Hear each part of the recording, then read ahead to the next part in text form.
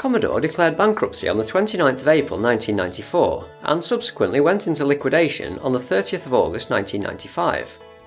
In establishing the extent of the home computer giant's assets, trademarks and patents, it was revealed that certain items couldn't be included in the package offered to prospective buyers and ultimately purchased by ESCOM for $14 million. Amongst these was a patent held by Commodore France with regards to a device for controlling the opening and closing of fluid-tight doors, and another concerning Commodore's digital thermometer and thermostat technology. Yes, fingers, many pies, all mould. More intriguing is the UK branch's trademark governing a 1983 Commodore 64 game known as Maggotmania, a thinly veiled clone of Atari's primitive yet addictive trackball-driven arcade title Centipede, first published in 1980. This harks back to a time when Commodore's short-lived software commissioning digression was in full swing, publishing officially endorsed games under their venerated moniker, often as part of a hardware bundle. On this occasion, adopting the earliest work of none other than 16-year-old Jason Perkins, better known for his programming contribution to Commodore 64 titles such as Thing on a Spring, Monty on the Run, and Auf Wiedersehen Monty, and later Apocalypse and Rough and Tumble for the Amiga. 16-bit days a distant memory, Jason went on to co-found PC and console games publisher Curve Digital, where he now occupies the role of managing director.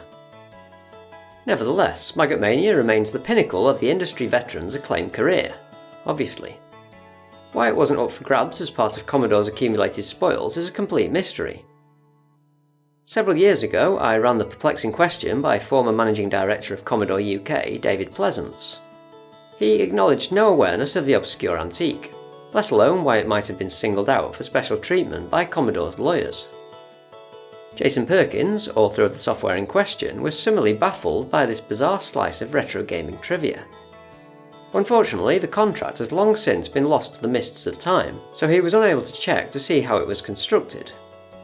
Instead, he suggested that, as one of the first games Commodore published from Europe, perhaps the agreement was a license rather than an assignment, so the trademark couldn't be included in the sale. Maggotmania is an often overlooked, not especially revered title. Refer to the video description for Commodore Horizon's damning review. As such, it failed to spawn any sequels or remakes that might have earned Jason enduring royalty payments. More likely, Jason told me, he expected to receive a stern knock on the door from Atari's copyright hounds demanding compensation for ripping off their intellectual property. It would be a smidgen hypocritical had they done so. Centipede clearly draws significant inspiration from Taito's 1978 arcade classic Space Invaders.